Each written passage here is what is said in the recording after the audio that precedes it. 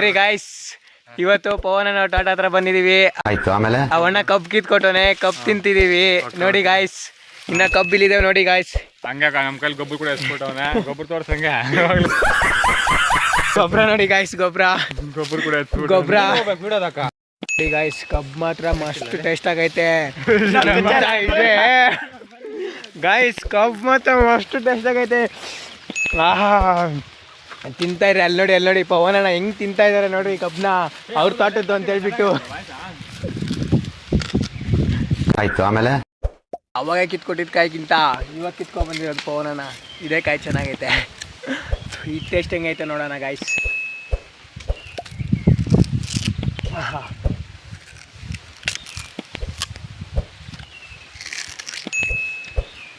ಇದು ಮಾತ್ರ ಮಸ್ತ್ ಆಗೈತೆ.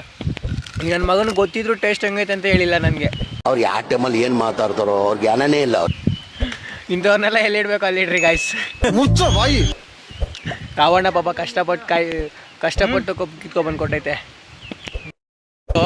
ಪವನಣ್ಣ ಹುಲ್ವರೆ ಎತ್ಕೊಂಡವನೆ. ನಮ್ಮ ಅಣ್ಣ ನೋಡಿದ್ರೆ ಟ್ರ್ಯಾಕ್ಟರ್ ಓಡ್ಸೋಕೆ ಓಡ್ತಾವನೆ. ಈ ಶೋಕಿ ಎಲ್ಲ ಬಿಟ್ಬಿಟ್ಟು ಹೂವು ಸೊಪ್ಪು ಮಾರ್ಕೊಂಡಿದ್ರೆ ಬದುಕ್ತೀನಿ. ಅವ್ನಿಗೆ ಏನು ಗೊತ್ತಿಲ್ಲ, ಏನೂ ಗೊತ್ತಿಲ್ಲ, ಸುಮ್ಮನೆ ಓಡ್ತಾವನೆ.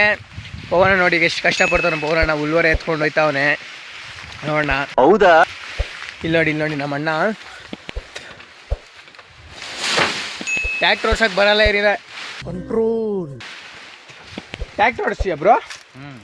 ಅದು ಕ್ಲಚ್ ಅದು ಬ್ರೋ? ಈ ಕಡೆ ಇದಾವ.